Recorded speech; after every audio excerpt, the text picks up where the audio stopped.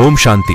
प्रजापिता ब्रह्मा कुमारी ईश्वरीय विश्वविद्यालय अहमदनगर के शिवदर्शन भवन राजयोग meditation centre YouTube channel के माध्यम से प्रस्तुत है अलौकिक जीवन गाथा।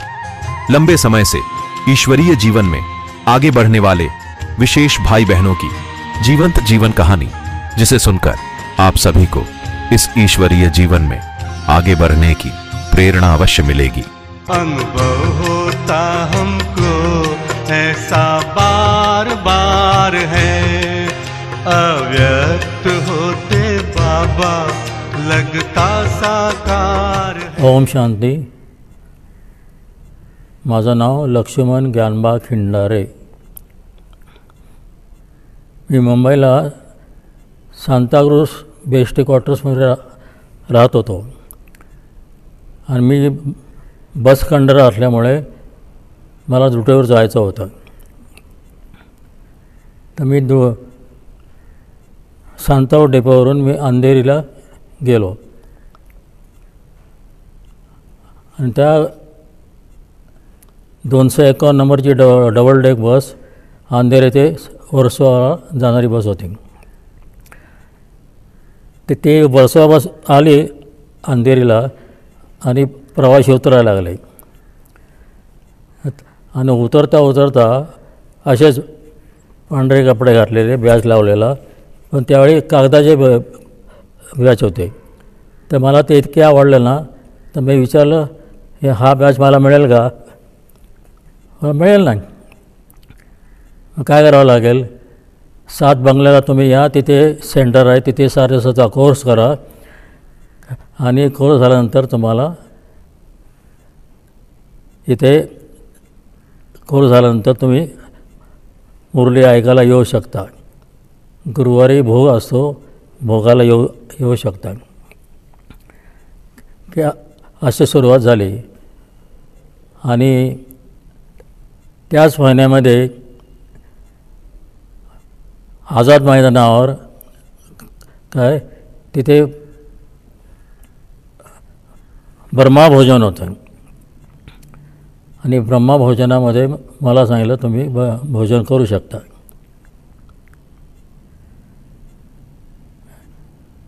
तर मी तो भोजन केलं मी काय आणि सगळं मला 7 दिवसाचा कोर्स झाला आणि मला कुठं जायला सांगितलं तुम्ही सायन्स सेंटरला जा, कारण मी सांताक्रूजला वाकोलाबदला राहायला होतो ना शिवाजीनगरमध्ये। तर मला ते अंधेरी लांब पडायचं ना, त्याच्यामुळे मी सायन्स सेंटरला गेलं। त्यावेळी दादी विजयेंद्रा त्या संचालिका होत्या। संचालिका असल्यामुळे तिथे मधुबनचं उच्चारण झालं।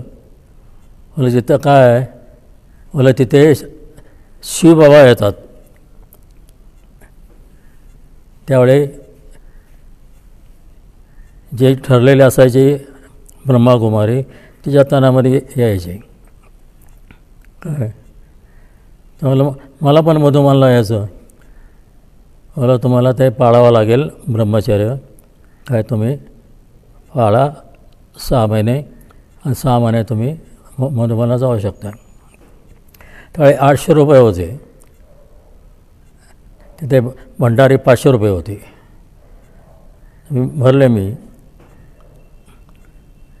आणि मी जेवढे गेलो पांडव भवनला सगळं मला दाखवलं तिथल्या भाईंनी काय।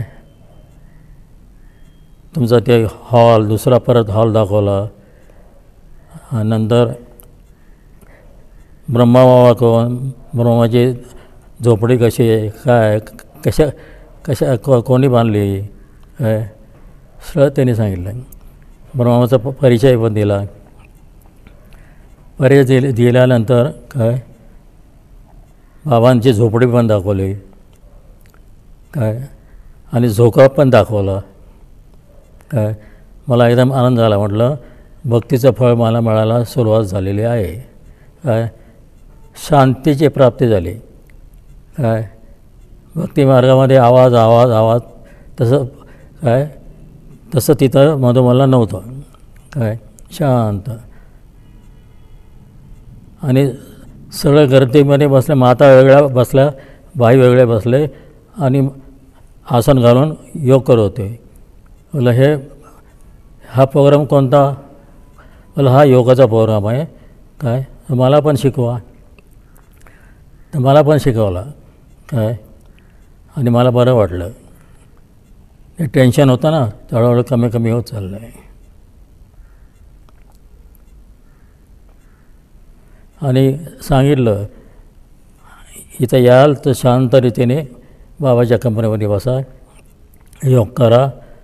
काय आवडलं तर तुम्हाला जेवढं तुम्हाला बसता येईल तेवढं बसा. आणि मग तुम्हाला काय अडचण असली तर आम्हाला सांगा, त्या अडचण आम्ही तुमची दूर करू. इतकं मला आनंद वाटला ना, हे म्हटलं माझं भक्तीचं फल मला मिळत आहे. स्वतः परमात्मा भेटतात म्हणजे काय, काय मी किती भाग्यवान आहे. काय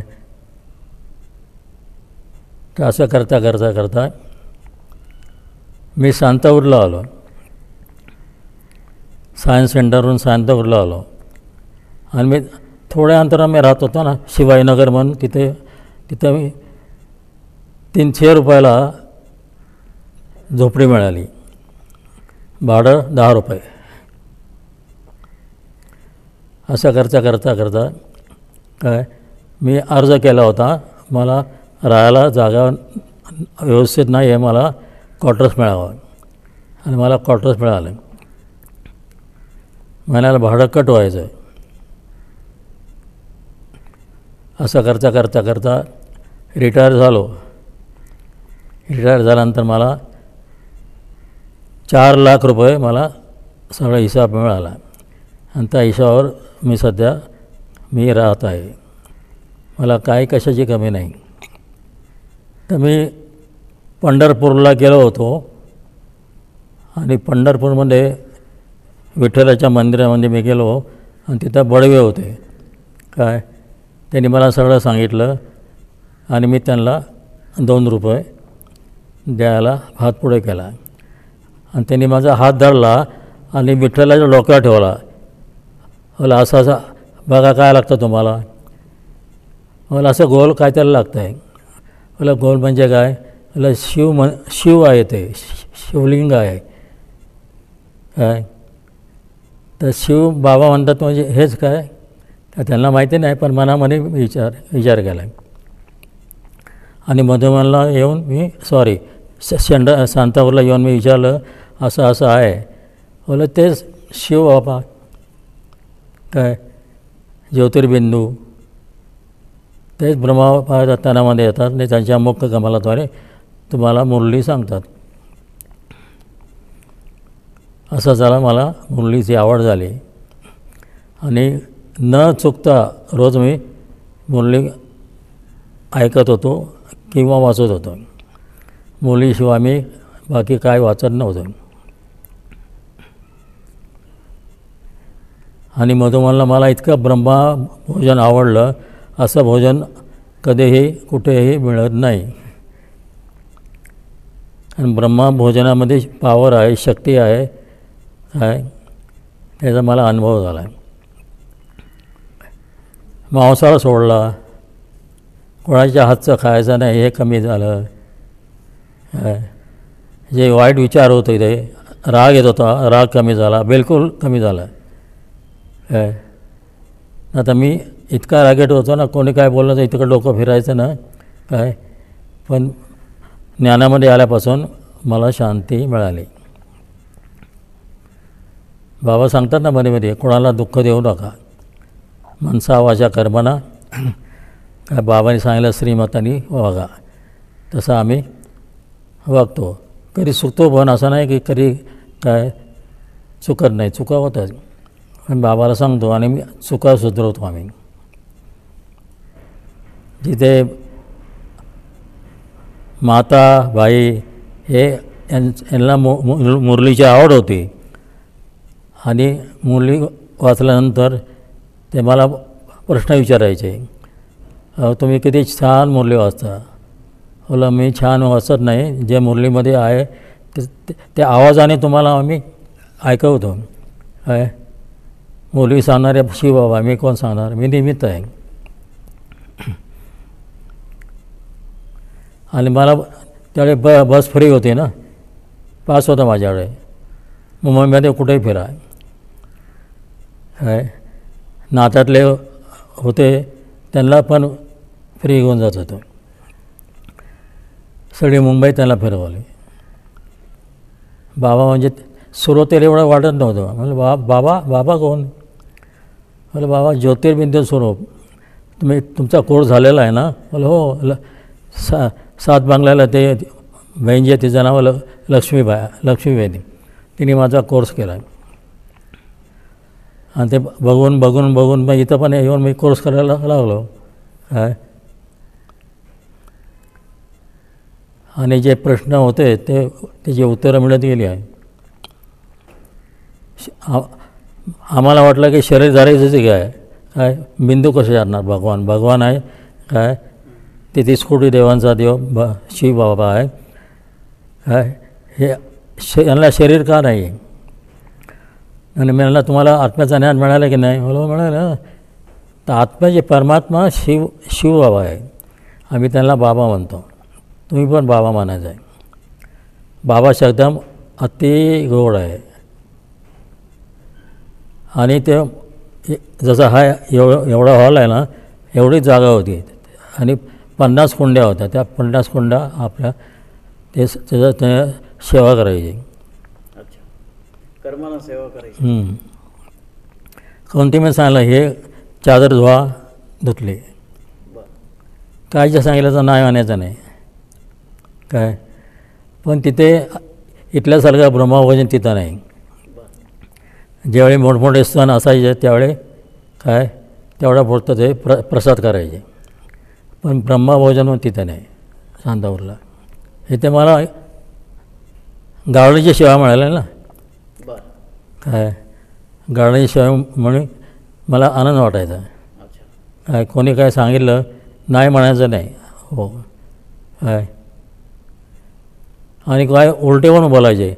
काय तुम्ही झाडू घेऊन झाडू मारता, काय दुसरी सेवा करा. बोला ही सुद्धा बाबाची सेवा आहे. स्वच्छता ही सुंदरता आहे ना. आणि आपण नाही म्हटलं तर काय आलं, आपली जी कमाई होती ती कमाई गेली. अमृतला उठतो, योग करतो, 4ला उठून 5 वाजेपर्यंत योग, नंतर आंघोळ करून काय सेंटरला. विशेष पुरुषार्थ म्हणजे कोणाला दुखवायचं नाही.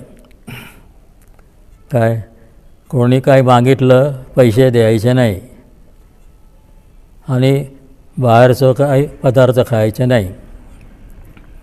काय जाऊन त्यांना डायरेक्ट सांगायचं नाही की तुम्ही भक्ती करू नका म्हणून. काय ते घरामध्ये फोटो असायचे भक्तिमार्गाचे. काय तर त्यांना सांगायचं आहे हे देवीचे फोटो लावले, मग कोणाची आठवण करता तुम्ही? काय आणि 33 कोटी देवता तुम्ही बांधता ना? मला हो. मग 33 कोटी देवाचे देव कोण आहे? भगवान कोण आहे? काय पण त्यांना विचारायचो भगवान म्हणजे काय, भगवानाचा अर्थ काय होतो? भगवान म्हणजे आत्म्यांचं भाग्य उदय करणारे ते भगवान. काय जसे देवदेवता शरीरधारी आहे पण परमात्मा निराकार आहे, बिंदू आहे.